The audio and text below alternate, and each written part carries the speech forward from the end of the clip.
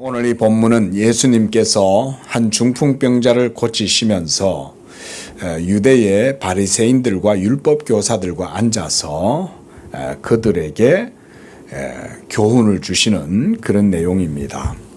먼저 17절에 보면 예수께서 말씀을 가르치셨다 이렇게 증거를 하고 있습니다. 예수님의 사역의 첫째는 하나님의 말씀을 가르치는 것입니다. 병을 고쳐주시고 귀신을 쫓아내고 그래서 하나님의 능력을 드러내고 이런 것도 예수님의 하시는 일이긴 해도 중요한 건 예수님이 하나님의 말씀, 천국 복음을 가르치는 것이 가장 주된 사역이었습니다. 자, 이렇게 말씀을 가르치실 때에 병을 고치는 주의 능력이 예수님과 함께 했다. 이렇게 누가는 기록을 해놓고 있습니다. 그리고 바로 그때 예루살렘에서 온 바리새인과 율법 교사들이 예수님이 무리들에게 말씀을 전하고 계시는 그 자리에 그들도 와서 있었다. 이렇게 기록을 해놓고 있습니다. 유대와 예루살렘에서 온 바리새인과 율법 교사들, 이들은 왜 지금 여기에 와 있을까요? 그들은 먼저 하나님께 영광을 돌리기 위함이 아니라 그들은 일종의 감시자들, 그래서 뭔가 책 잡을 것이 없는가 하고 호시탐탐 예수님께 기회만 엿보고 있는 바로 그런 사람들이 바리새인과 율법 교사들입니다. 율법 교사들이란 우리가 알다시피 이스라엘의 율법의 선생들이고, 그래서 자신들이 율법에 대해서는 아주 자신 있고, 그래서 그 율법의 교훈에서 혹시나 벗어나는 게 있다면 그걸로 책 잡아가지고 시비를 걸거나 고소를 하거나, 지금 이를 양으로 지금 이들도 예수님이 말씀을 가르치시는 그 자리에 함께 앉아 있었던 거예요. 그런데 누가는 바로 다음에 예수님에게 병 고치는 능력이 함께 했다. 지금 이렇게 기록을 해놓고 있어요. 자, 바로 그때 이제 이 이야기의 주인공이 등장합니다. 그는 바로 한 중풍병자입니다.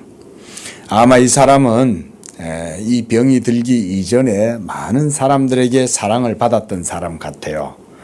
주변에 많은 친구들이 있었고 그를 아끼는 지인들이 이 사람을 얼마나 사랑을 했는지, 이 사람의 병을 고쳐주려고 많은 사람들이 힘쓰고 있다는 것을 볼 수가 있습니다. 그래서 사람들이 침상에 메고 와서 예수님께 데려가려고 예수님이 계신 집 안으로 막 들어가려고 하니까 무리가 너무 많아서 미어터지는 거죠. 그러니까 한 발짝도 들어갈 수가 없었어요. 그래서 19절에 보니까 무리 때문에 메고 들어갈 걸 길을 얻지 못했다. 미어터지니까 지금 아픈 사람이 한둘이겠어요. 거기에 엄청나게 많은 병자들, 귀신 들린 자들, 갖가지 하나님의 은혜를 구하는 자들이 거기 몰려 있을 때 들어갈 길이 없으니까, 그래서 이 사람들이 한 가지 방법을 구했어요. 그건 뭐냐면 집 뒤로 이렇게 돌아가 가지고 사람이 없는, 문이 없는 곳으로 해서 올라가는 거예요. 그 다음에 어떻게 하냐면 지붕을 뜯는 거예요. 야, 참, 이 정도쯤이면 정말 진짜 대단한 열정 아닙니까? 웬만하면 포기하고 갈 수도 있죠. 야, 이 사람아, 예수님을 자네가 좀 만났으면 좋겠는데, 야, 이 사람 너무 많다, 어쩌지? 우리 그냥 돌아가자. 이렇게 할 수도 있죠. 그렇죠? 아니면 우리 나중에 오자. 나중에 와서 하자. 근데 그게 아니었던 거예요. 이 사람들은 아니야. 지금 너의 이 병을 고칠 수 있는 분은 오직 예수님밖에 없어. 너 뒤돌아가면 안 돼. 지금 어떤 방법을 써서라도 예수님을 만나야 돼. 지금 이 중풍병자를 데리고 온 친구들, 지인들, 이 사람들이 훨씬 더 열정을 갖고 지금 예수님을 만나려고 그러는 거예요. 자, 이것은 바로 그들의 믿음이었던 거예요. 정작 중풍병에 걸려 있는 이 환자는 그렇게까지 안 바랬을 수도 있어요. 어쩌면 간절히 바라긴 해도 더 이상 어쩔 수가 없으니 자포자기할 수도 있겠죠. 그런데 이 친구들의 믿음이 훨씬 더 열정적이었던 거예요. 그래서 지붕을 뜯고 이 사람을 거기서 내려가지고 예수님 앞으로 내리니까 예수님이 밑에서 이렇게 말씀을 전하고 있는데 갑자기 위에서 흙이 막 떨어지고 기와장도 떨어지고 막 이러니까 밑에서도 소동이 벌어졌겠죠. 아니, 이 사람들아, 지금 뭘 하는 거야? 예수님 만나고 싶은 거는 좋은데 아니, 왜 남의 멀쩡한 지붕을 뜯어가지고 이쪽으로 이렇게 내리달아가지고 내려오는 거야? 그래서 아마 밑에서도 적잖이 불평을 했을 거예요. 그래도 아랑곳하지 않고 지금 중요한 건 뭐가 중요해요? 이 병자를 고치는 게 중요하죠. 그까지 그 지붕이 뭔 소용이야 지금. 예? 집이 날아가도 이 병자 하나가 지금 치료를 받는다면 훨씬 더 좋은 거지. 그래서 막 나중에 지붕이야 뜯어가지고 변상해달라 그러면 변상을 해주면 될 일이고, 지금은 뭐가 더 중요해요? 이 사람을 고치는 게 더 중요하다고요. 지금 이 본문에서 보여주는 이 사건이 바로 우리에게 그런 교훈을 주는 거예요. 뭐가 더 중요하냐? 사람들 눈치 보는 게 중요하냐? 지붕이 부셔져 가지고 그걸 변상해 주는 돈이 더 중요하냐? 체면이 더 중요하냐? 의식이 더 중요하냐? 예? 뭐가 더 중요하냐? 지금 병들어 누워서 아무것도 하지 못하는 이 불쌍한 병자를 치료하는 게 더 중요하지. 그러려면 예수님을 만나야 돼. 지금 이제 이 본문이 그런 교훈을 우리에게 주고 있는 거예요. 예수님을 만나야 병을 고칠 수 있지. 이것이 바로 이 친구들의 믿음이었어요. 예수님이 지금 무엇을 보십니까? 그들의 믿음을 보시는 거예요. 그래서 20절에 보십시오. 예수께서 그들의 믿음을 보시고 믿음을 보시는 거예요. 예수님께 데려와야 돼. 너 지금 아니면 안 돼. 예수님 딴 데 가시면 못 만나. 지금밖에 없어. 지금 힘내. 어떤 방법을 강구해서라도 예수님 만나러 가야 돼. 이렇게 하면 하나님도 고쳐주십니다. 예수님께 나오는 열심이 있으면 돼요. 모든 문제의 해석의 키는, 해결의 키는 예수님이에요. 우리 인생의 모든 문제 해결의 핵심, 키는 예수님에게 있어요. 열쇠예요, 예수님이. 예수님께 나아가려는 이 믿음이 있으면 예수님에게 있는 병 고치는 능력이 역사하는 거예요. 그래서 오늘 17절에도 병 고치는 주의 능력이 예수님께 있다 그랬습니다. 하나님의 메시아니까, 하나님의 그리스도시니까 그리스도에게는 당연히 병 고치는 능력이 있으신 거죠. 지금도 하나님은 이런 믿음 가운데 역사합니다. 여러분, 이거 기적주의 아닙니다. 이거는 성경입니다. 이건 언약입니다. 지금도 하나님은 자기의 자유로운 말씀과 자기의 자유로운 주권과 역사를 통해서 하나님이 고치실 자 고치주십니다. 기적이 없다고 하지 마세요. 기적이 있어요. 근데 기적이 있다 한들 우리가 그 기적을 모방하거나 재현하거나 카피하거나 그렇게 할 수 없어요. 그리고 의도적으로 뭔가 기적을 의도하는 것도 잘못된 거예요. 불경이에요. 오로지 하나님이 고칠 자는 고치고 살릴 자는 살리셔요. 치유하실 자 치유하시는 거예요. 근데 우리가 마치 뭔가 술법을 써가지고 뭔가 하나님의 신적 능력이 일어날 수 있는 것처럼 모방하거나 무드를 잡거나 그렇게 하면 그런 건 불경이에요. 그걸 기적주의라고 그러는 거예요. 하지만 우리는 기적주의가 아니에요. 하나님의 말씀은 믿음 가운데 역사하시고 그 가운데 하나님께서 기뻐하심으로 행하시면 지금도 하나님은 얼마든지 하실 수 있어요. 이렇게 믿어야 돼요. 하지만 기적주의는 불경이다. 기적주의는 불신이다. 그건 무지예요. 무지. 하나님은 오로지 선하시고 자비하심과 또 자유로우신 능력 가운데에서 치유하실 자는 치유하실 수 있어요. 특별히 주님은 자기의 말씀이 증거되어질 때 그 일이 이루어지기를 기뻐하셔요. 오늘날도 또 안 고쳐준다고 하나님한테 원망하지 말고, 또 병 나았다고 해가지고 그것도 기적에 사로잡혀갖고 있는 것도 말고, 오로지 하나님의 말씀만이, 예수 그리스도에 대한 믿음만이 우리에게 있어서 생명이 되고 의가 된다. 이런 거를 우리가 믿어야 되는 거지. 잘못된 기적주의에 빠져들면 안 되겠죠. 자, 그런데 지금 바리새인들은 정반대의 상황이에요. 이 사람들 보세요. 자, 21절에. 자, 근데 20절에 예수님이 이 중풍병자를 향하여 뭐라 그랬어요? 이 사람아, 네 죄사함을 받았느니라. 이렇게 말씀을 하신 거예요. 자, 네 병이 나았다. 이런 말씀해 주셔도 되죠. 그죠? 예수님은 이렇게 말씀하셔도 돼요. 그런데 예수님은 덜컥 네 죄사함을 받았다라고 말씀하는 거예요. 여기서도 우리가 생각해야 될 건 뭐냐면 병의 근원이 뭐라는 겁니까? 죄에 있다는 거죠. 그렇죠?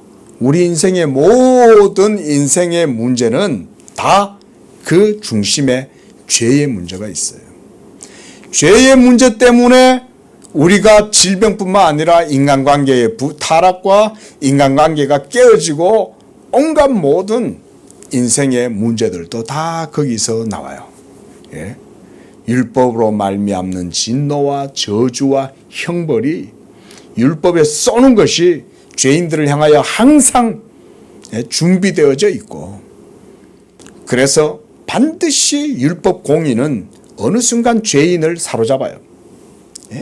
지금은 형통한 것 같고, 지금은 모든 것들이 다 능통하고 하는 일들마다 척척 다 잘 되고 그런 것 같다가도 어느 순간 하나님의 진노의 때, 공의의 때가 이르면 율법의 화살에 사로잡히는 거예요.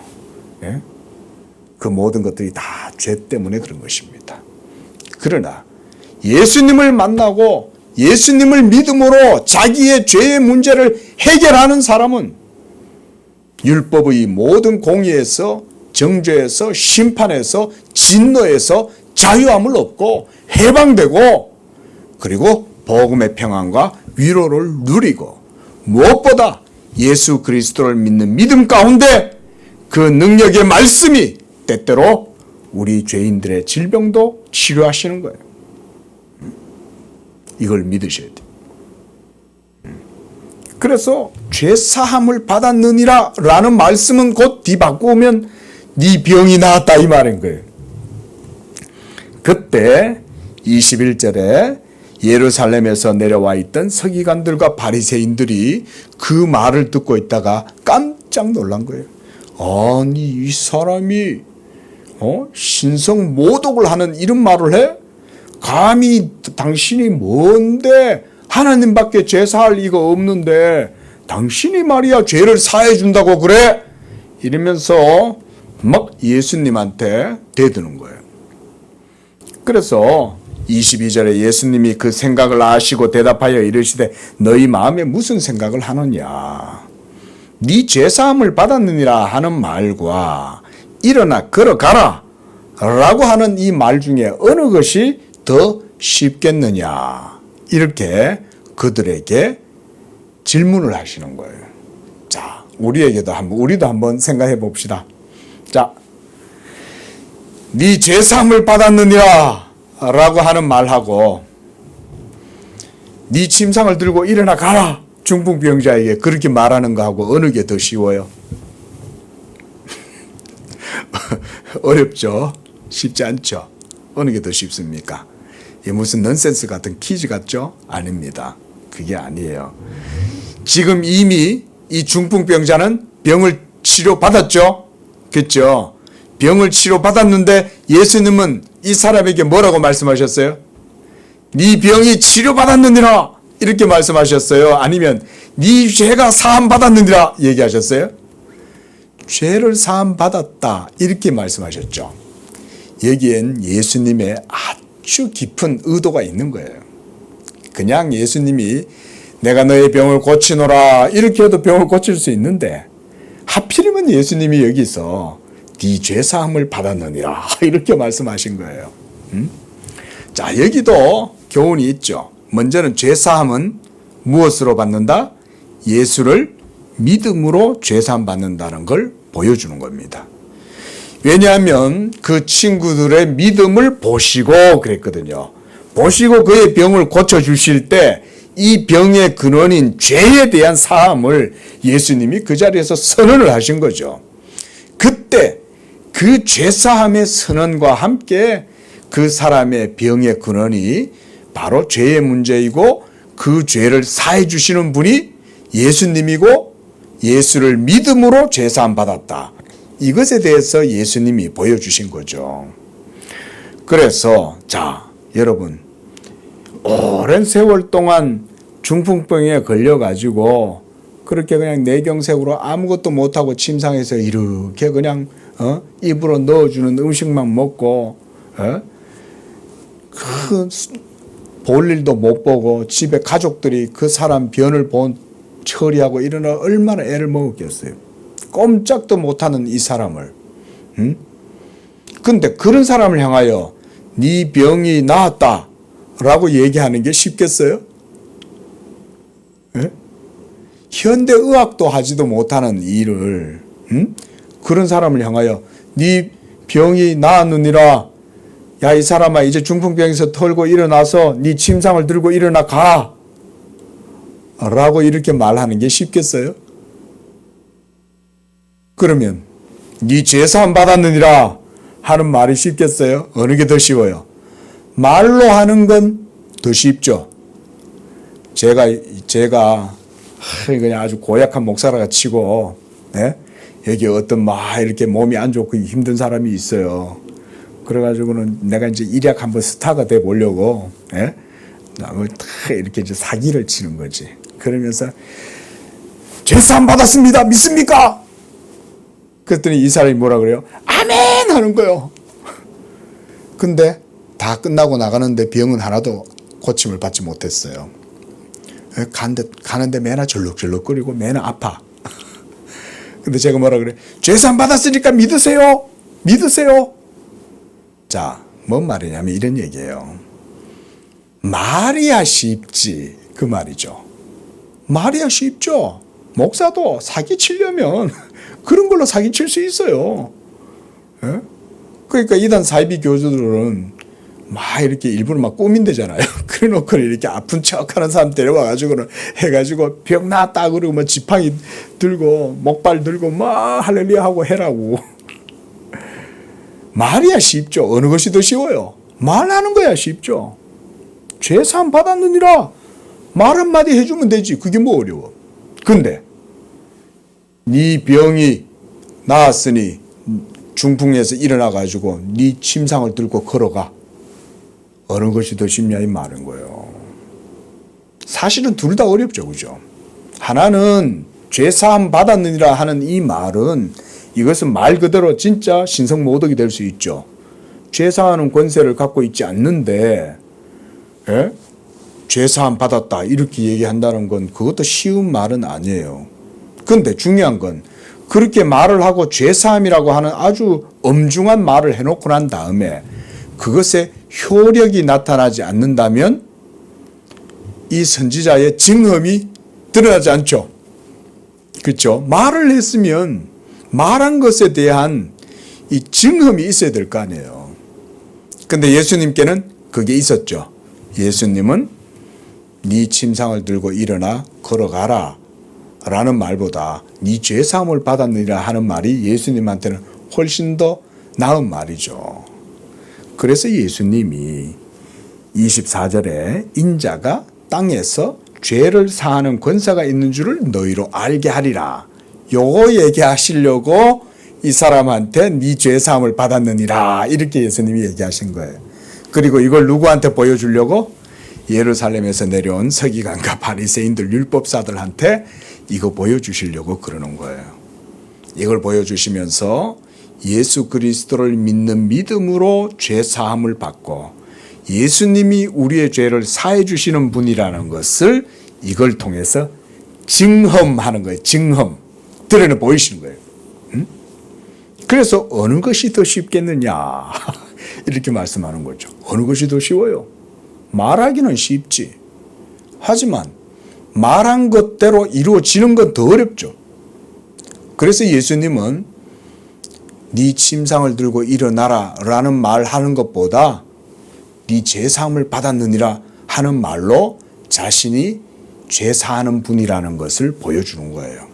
그런 다음에 바로 그 뒤에 뭐라 그래요? 이제 예수님이 직접적인 화법을 쓰시는 거죠. 중풍병자에게 말씀하실 때 내가 내게 이르노니 일어나 네 침상을 가지고 집으로 가라. 자, 사실은 이 말이 더 어렵죠. 인간적인 논리로 하면. 그렇죠? 이거는 현대의학도 할 수 없는 일이에요. 그런데 예수님은 자기의 말씀으로 이 사람에게 명령하죠. 침상을 들고 일어나라. 이게 더 어렵죠. 말은. 중풍병자한테 일어나서 걸어가 이렇게 얘기한다는 건 이거는 불가능한 말이잖아요. 그런데 이 불가능한 걸 누가 한다는 거예요? 예수님이 하신다는 거예요. 그리고 예수님이 이걸 보여주심으로써 예수님 자신이 죄를 사하는 권세가 있다는 걸 이 중풍병자를 통해서 보여주시는 겁니다. 이것이 오늘 본문에서 예수님이 의도하신 교훈이라고 하겠습니다. 그래서 25절에 이 사람이 그들 앞에서, 그러니까 율법사들 앞에서 일어나서 그 누웠던 자기의 그 침상을 들고 하나님께 영광을 돌리며 자기 집으로 돌아갔다 그랬어요. 그리고 율법사들은 그걸 다 보고 있었겠죠? 그럼 뭘 알았겠어요? 이 사람들이 예수님은 하나님의 권능을 갖고 죄를 사해 주시는 분이구나 라는 교훈을 얻어야겠죠. 26절 모든 사람이 놀라 하나님께 영광을 돌리며 심히 두려워하여 이르되 오늘 우리가 놀라운 일을 보았다. 무슨 놀라운 일? 사람이 죄를 사함을 선포를 하니까 그 중풍병자 어떤 사람도 고칠 수 없는 불치병이 그 자리에서 즉시 치유함을 받고 죄사함의 은혜를 누리는 것을 본 거예요. 하나님의 능력이 예수를 통해서 나타난다는 것을 본 거예요. 그래서 누가는 17절에 병 고치는 능력이 예수님과 함께 있다고 말해놓은 거예요. 자, 그 다음 얘기는 이제 예수님께서 세리 마태를 부르시는 내용입니다. 본문에서는 레위다 이렇게 나와 있는데 마태복음이나 마가복음 같은 데는 이 사람이 바로 세리 마태입니다. 흔히 이 사람은 이제 텍스 컬렉터다. 세금 징수원이죠. 한마디로 로마의 정치 체제 아래에서 협조하면서 세금 징수를 맡은 원주민들이에요. 그리고 로마가 당시 지중해 전역을 지배하고 있던 때에 각 지역의 이제 국민들에게 세금을 징수를 해야 되잖아요. 그때 이 조세를 하고 과세를 함으로써 이 백성들에게 이제 세금을 받아들여야 되는데 이 로마가 누구를 쓰냐면 그 지역의 원주민들을 이걸 시키는 거예요. 그 원주민들이 이걸 하는 이유는 뭐냐면 그 지역의 상황을 속속들이 다 잘 아는 거예요. 그 철순의 집에는 소가 몇 마리 있고 염소가 몇 마리 있고 영인의 집에는 뭐가 있고 다 아는 거죠. 그러니까 협조하는 사람들을 세워가지고 그들을 통해서 이런 일을 하는데 이 세리들이 또 그냥 자기들 맡은 것만 딱 하면 좋은데 분에 넘치도록 또 착복을 하는 거예요. 그래서 어떤 사람은 좀 봐주고 좀 밉고 이런 사람들은 더 챙기고 이렇게 해가지고 또 어떨 때는 막 세금을 과하게 매기고 이렇게 하다 보니까 일단은 로마의 편에 서가지고 있으니 일단은 민족적인 이런 측면에서 봐도 이 사람들은 배신자처럼 보이죠. 우리도 과거에 일제치하 때 일제에 빌붙어 가지고 있었던 사람들 많잖아요. 이제 그런 사람들이 민족적인 그런 미움을 사죠. 그뿐만 아니라 또 거기에 덤으로 막 더 이렇게 세금을 걷어들여 가지고 착복하고 말이죠. 이런 경우들도 있었겠죠. 그러니까 이들이 미움을 당하게 되었고 더군다나 또 이 세리들은 안식일도 안 지켜요. 세리들이 세금을 걷어들일 때 유대인들에만 걷는 게 아니라 이방인들도 상대를 해야 되겠죠. 왜냐하면 예루살렘에는 유대인들, 정통 유대인들만 있지 않습니다. 거기에는 가나안 사람들도 있고 사마리아인들도 있고 별별 사람들이 다 섞여가지고 사는 거예요. 그러다 보니까 문화도 혼재가 있는 거예요. 유대교의 문화만 있는 게 아니라 다양한 이방의 종교와 문화가 섞여가지고 사는 거죠. 그런 가운데 이들이 세금을 이렇게 징수를 할 때 이방인들한테도 세금을 징수해요. 왜냐하면 그들도 로마 아래에 있잖아요. 근데 그러다 보니까 이방인들을 상대하니 잘못됐다는 거예요. 율법의 기준에서 보면 이방인들을 저렇게 상대를 하는 사람들이니 말하자면 율법에 의해서 정죄를 받는 거죠. 또 안식일에도 이방인들의 경제활동이나 어떤 사이클에 맞추어야 되다 보니까 안식일도 안 지키는 거예요. 그러다 보니 이 세리들이 유대인들의 율법의 의식법에 의하면 여러 가지로 정죄를 당하는 그런 위치에 있었던 거예요. 자, 이런 가운데 이제 예수님이 이 세리 마태의 집에를 찾아가시는 거예요. 이렇게 우리가 이 정도쯤 되면 예수님의 이런 행동하시는 모습들을 보면 일부러 이렇게 하시는 거예요. 그죠? 유대인들 보라고. 예수님을 만나러 온 바리새인과 율법 교사들 앞에서 일부러 네 죄사함을 받았다. 이렇게 하시고 일부러 안식일 날 손마른 자의 병을 고쳐주시고 일부러 율법에 역행하는 모습으로 일부러 그렇게 하시는다는 것을 우리가 알 수가 있어요. 왜 그렇게 하실까요? 저는 거기에 예수님의 의도가 있다고 생각합니다. 그것은 바로 유대인들이 가지고 있었던 율법에 대한 의식법, 의식에 대한 준수 이런 걸 통해서 본인들은 의롭다고 생각했지만 예수님은 그것이 아니다. 율법 행위로가 아니라 예수 믿음으로가 진리에 합당한 거다. 이걸 이제 보여주시는 거죠.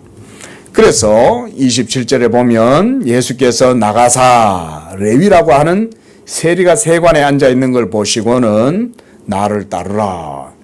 일하고 있는 사람한테 가가지고 세금 징수관에 이렇게 앉아가지고 이제 지나가는 사람이 있으면 어이 김씨 왜 세금 안 내?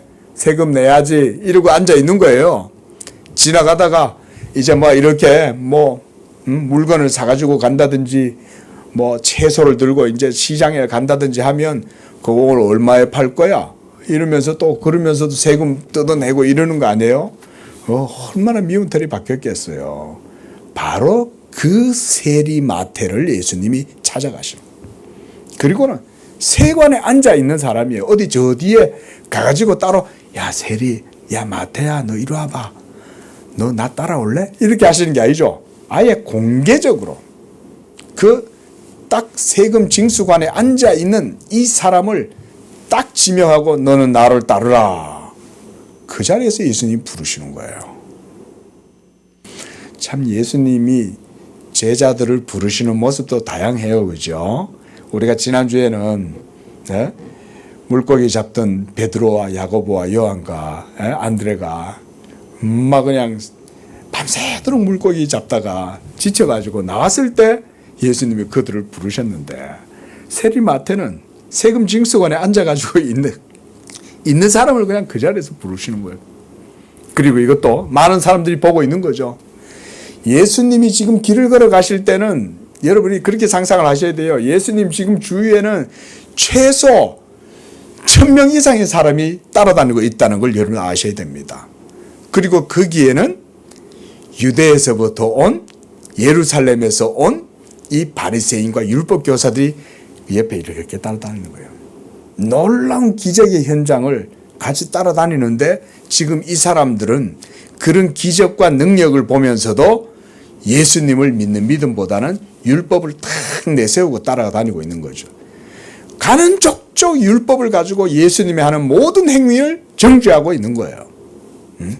28절에 그가 모든 것을 버리고 일어나 따랐다. 예수님의 부르심, 그 부르심의 즉각적인 응답, 이건 하나님의 은혜입니다. 무엇보다 이 세리의 영혼이 그동안 얼마나 공고하고 힘들었겠어요. 민족 같은 동족들에게는 배신자다 이러면서 온갖 그런 미운 털이 박혀가지고 있었고, 그러면서도 자기는 먹고는 살아야지. 그렇죠? 그러다 보니까 자기 딴에는 양심적으로도 굉장히 눌림이 컸을 텐데, 이 예수님의 음성이 딱 들리는데 그 음성은 한거할 수가 없는 거예요. 그 입에서 나오는 말씀은 어마어마한 말씀인 거예요. 그러니까 이 레위가 두말 안 하고 예수님을 따라가는 거예요. 자기가 앉은 직업 그대로 그 자리에서 사표 딱 쓰고, 자, 네, 퇴직합니다. 이러고는 그냥 사표 딱 내고 그냥 가버리는 거예요. 예수님 따라가 버린 거예요. 여기에서 죄인을 부르시는 예수님의 모습을 볼 수가 있습니다. 예수님이 부르시면 우리는 그 즉시로 예수님께로 나아가게 되어 있습니다. 예수님이 부르지 않으면 예수님께 나올 수 없습니다. 예수님의 음성을 들으면 누구라도 하나님께 속한 자, 하나님의 택하신 자, 하나님의 양들은 예수님의 음성을 듣습니다. 그리고 예수님은 이 죄인들의 영혼을 새롭게 하셔요. 이 세리 마태는 말 그대로 많은 사람들에게 죄인으로 민족의 반역자다라고 하는 이런 오명을 쓰고 사는 사람들 아닙니까? 예수님이 바로 이런 사람을 부르시는 거예요. 많은 사람들에게 칭송을 받고 많은 사람들이 따르는 사람이 아니라, 존경하는 사람들이 아니라 많은 사람에게 욕을 먹고 죄인이라고 부르는 바로 그런 사람을 예수님이 부르신다는 거예요. 그렇게 하심으로써 죄를 사하시는 예수 그리스도의 은혜와 예수 그리스도의 영광을 드러내시는 거예요. 이것이 저는 예수님의 의도라고 봐요. 일부러 그렇게 하시는 거예요. 일부러. 그래서 하나님은 강한 자를 안 쓰세요. 여러분 그거 아셔야 돼요. 하나님은 약한 자를 쓰세요. 연약한 자를 사용해서 하나님의 지혜와 능력을 드러내시는 거예요. 이는 내 능력이 약한 가운데에서 온전하여 짐이라. 여러분 이거 꼭 기억하셔야 돼요. 우리 사람들은요, 복음을 붙들고 있다가도 사람의 강함을 내세우려고 그러거든요. 사람의 아름다움을 드러내고, 사람의 지적인 아름다움, 사람의 용모의 아름다움, 사람의 외적인 어떤 그런 것들을 드러냄으로써 복음을 더 효과적으로 드러내겠다라는 유혹에 사로잡히기 쉽지만, 하나님의 복음의 진리와 은혜는 그런 것 속에 역사하지 않아요. 십자가의 능력은 약하고 부족하고 천하고 버림받고 멸시받는 자들 가운데서 이 십자가의 복음이 그 빛을 드러냅니다. 이걸 절대 잊지 마세요. 예수님을 믿다 보면, 특히 기독교가 한 사회에 말하자면 정착된 그런 종교가 돼버리면, 토착 종교가 돼버리면 그때부터 세속화가 시작이 돼요. 그 복음의 순수성이 점차 빛을 잃어요. 복음의 순수성이라는 게 뭡니까? 복음의 순수성은 이 세상의 것과 같이 섞일 수가 없습니다. 항상 복음은 차원이 높은 곳에 있어요. 근데 우리가 이 땅에서 살다 보면 이 복음을 자꾸 이 땅의 차원으로 끌어내려요. 그렇게 하려고 해요. 그렇게 하면 안 돼요. 복음은 항상 순수한 하나님의 말씀의 차원에 딱 머물러 있어요. 중요한 건 우리가 이 차원에서 그 차원으로 올라가야 돼요. 올라가야 되는데 복음을 끌어내리려고 하면 안 돼요. 그래 우리 한국도 이제는 기독교 역사가 뭐 140여 년이 돼 간다. 150년이다. 그게 뭐 중요해요? 지금 이 순간 하나님의 말씀을 말씀대로 받아들이지 못하고 있고 예수 십자가의 복음을 그 순수한 복음 그대로 믿고 있지 못하다면 그 150년이 무슨 소용이 있어요? 중세 유럽의 1000년의 암흑기가 우리 150년하고 비교가 됩니까? 예? 또 서구의 종교개혁이 일어나서 16세기, 17세기 때 그렇게 개혁신학의 영광의 꽃이 피었다라고 했는데 지금은 어때요? 지금 유럽은 완전히 이슬람과 이방의 모든 것들이 다 사로잡고 있죠. 오히려 이 한반도에 지금 복음이 오히려 개혁신학이 여기서 다시금 지금 꽃을 피우고 있는 거 아니에요? 예? 그런데 이 한반도도 150년 자랑하고 있겠어요, 그래? 복음의 순수한 이 차원이 있어요. 이 십자가의 복음은 절대 타협할 수 없어요. 그리고 물들지도 않아요. 교회가 세속에 물들면 주님이 입에서 토해버리시는 거예요. 뱉어버리시는 거예요. 응? 그러면 우리 한반도도 서구화되고 자유화되고 그러면 이슬람이 이곳을 덮치든지 아니면 저 중국이나 북한이 이곳을 덮치든지 둘 중에 하나겠죠. 저 북한이 지금도 하나님의 진노의 막대기로 딱 준비되어 있는 거 안 보이세요? 응?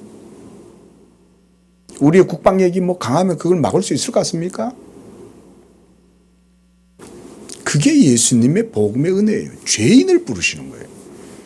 그래서 29절에 레위가 예수를 위해 자기 집에서 큰 잔치를 벌였어요. 레위가 얼마나 예수님 만난 게 기뻤겠어요. 보세요.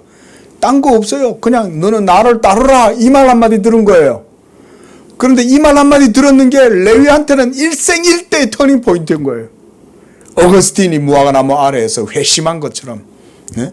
루터가 회심한 것처럼 기독교 역사 속에서 그리스도를 만나고 회심했던 사람들의 기쁨, 그건요 자기의 온 일생을 다 드려도 부족한 거예요. 그러니 이 레위도 너무너무 기쁜 거예요. 그래가지고 친구들 다 모여서 내가 오늘 주님을 만났어. 내가 오늘 예수님을 만났어. 예수님이 나를 따라오라 그랬어. 나 이제 예수님 제자야. 나 이제 신학교 들어갔어. 이런 말이겠죠. 그래가지고는 예수님 따르는 즐거움에 온 친구들과 가족들 다 불러가 이제 큰 잔치를 벌였어요. 예수님을 위해서.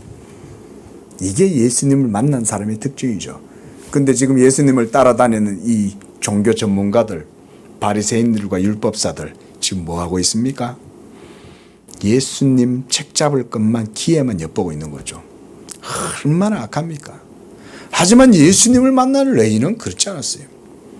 예수님을 위해 큰 잔치를 열고 그 자리에 세리와 다른 사람이 많이 앉아 있는데 그 중에는 소위 세상에서 말하자면 세속적인 사람들, 이런 사람들이 다 모여 있는 거죠.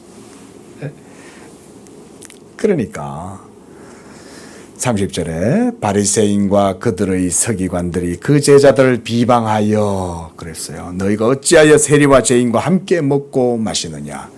이게 율법의식, 율법의 규례를 따르자면 잘못된 거죠. 그런데 중요한 건 지금 그게 아니잖아요.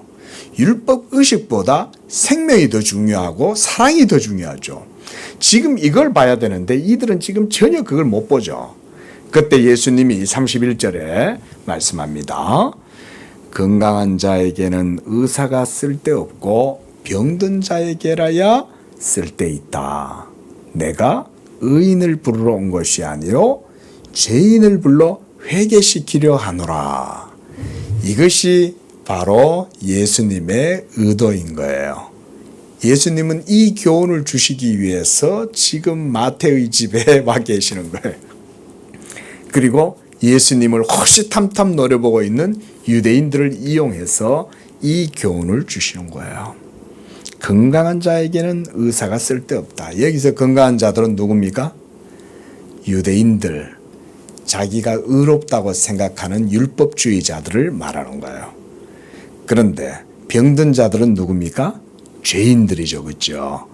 세리와 또 그 마태의 집에 함께 있었던 여러 지인들, 죄인들, 소위 유대인들, 경건하다는 사람들에게는 경멸받고 무시당하고 있었고 죄인이라고 여겨지는 비천한 사람들, 이런 사람들에게라야 의사가 필요가 있다.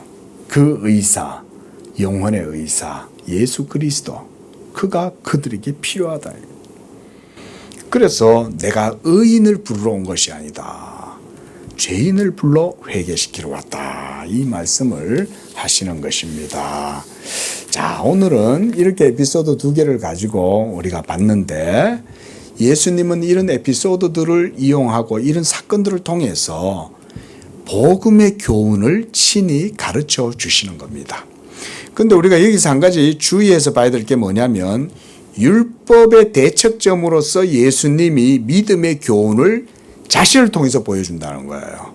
예수님 자신이 믿음의 대상이고, 예수님 자신이 믿음의 말씀이고, 예수님 자신을 믿음으로써 모든 효력이 거기서 나온다는 걸 보여주지만, 정작 유대인들은 율법을 따라서 하나님을 섬기면서도 율법의 실체, 율법의 핵심인 예수 그리스도에 대해서는 전혀 알지 못하고 있다는 거예요. 무엇보다 하나님을 경외하는 믿음이 그들 속에 없었다는 사실을 알 수 있습니다. 이게 위선적이고 가식적인 종교가 위험한 게 이런 겁니다. 율법이 있는데 율법을 따라서 하나님을 섬긴다고 하는데 그 속에는 하나님의 의와 생명과 경건의 능력이 조금도 없다는 거예요. 하나님에 대한 사랑도 없고, 그러므로 예수 그리스도에 대한 믿음을 그들이 받아들일 수가 없는 겁니다.